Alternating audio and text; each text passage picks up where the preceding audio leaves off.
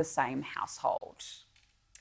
Now it is time to discuss the day's top issues. Joining me is Liberal MP Tim Wilson. Tim, good morning. Thank you for joining me. Let's start with this vaccine rollout. The Prime Minister has now abandoned setting targets for the vaccine rollout. Why won't the government provide a timeline which it can be held to account? Well, the objective of the government is to get as many Australians vaccinated as possible, as quickly as possible. But we've seen consistently with the vaccine rollout that there have been barriers outside of our control, some scientific, some to do with foreign governments, and now, of course, the issues around blood clotting, which have led the government to be in a situation where we've secured additional doses of vaccines, the Pfizer vaccine, but we're not going to rule out the potential that other disruptions can occur. You may recall we had a domestic research program looking at the University of Queensland, which identified scientific challenges progressing that vaccine. We had an issue with the vaccine associated, obviously the AstraZeneca one associated with blood clotting. Some of these, and of course the European Union, that has inhibited the capacity to export some vaccines to Australia. So there are challenges outside of our control, but because we are in a situation where there is no COVID-19 in the community, we're in the best position possible to be able to make sure that the Australian population isn't experiencing the consequences of COVID-19, and we'll continue the vaccine rollout accordingly. OK, but for the sake of transparency and confidence, Australians deserve to know when they might receive at least their first vaccine. I'm sorry, I can't hear anything if you're trying to speak to me. OK, hopefully you might be able to hear me now, Tim Wilson. For the sake of transparency and confidence, surely Australians deserve to know when they will at least receive their first vaccine.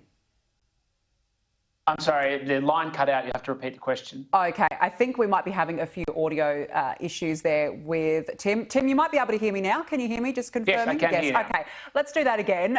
For the sake of transparency and confidence, though, Australians do deserve to know when they'll be vaccinated by.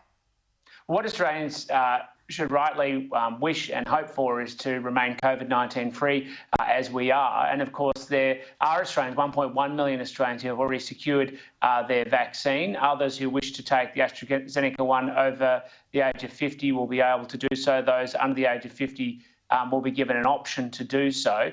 So the vaccine rollout is continuing, but there are a number of people in the community, including in my community, who have said that they're happy now to wait because of the issues and concerns that have been raised by the AstraZeneca vaccine. And that's the basis in which people have to make decisions about access to vaccine. It's not just what the government provides, it's actually about respecting people's choices. Tim, the target was to vaccinate Australians by October. Then it was first vaccine for all Australians by October. Now it's unknown. There's a lot of question marks. How is this not a dog's breakfast?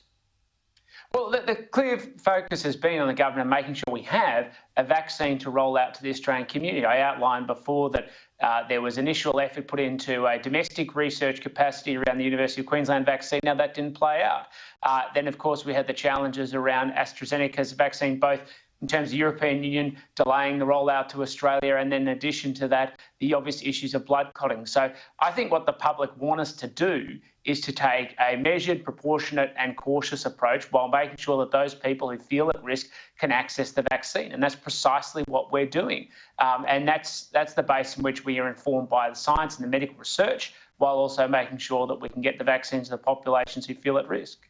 Do we have time, though, to take a more cautious approach, particularly when it comes to state border closures and snap lockdowns? What sort of a message does this send to industry, particularly the tourism industry? Well, the strongest message that can be sent to the Australian community is the fact that most of us are back to an ordinary day-to-day life with COVID's normal measures. The critical difference between us and so many other countries is that they are desperately trying to contain the number of people going into ICU. We are not in that situation.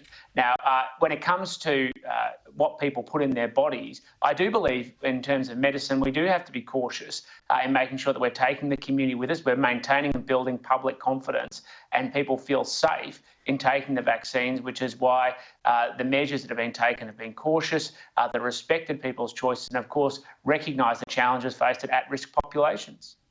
Tim Wilson, we have to leave it there. Thank you for joining me this morning. Thank you.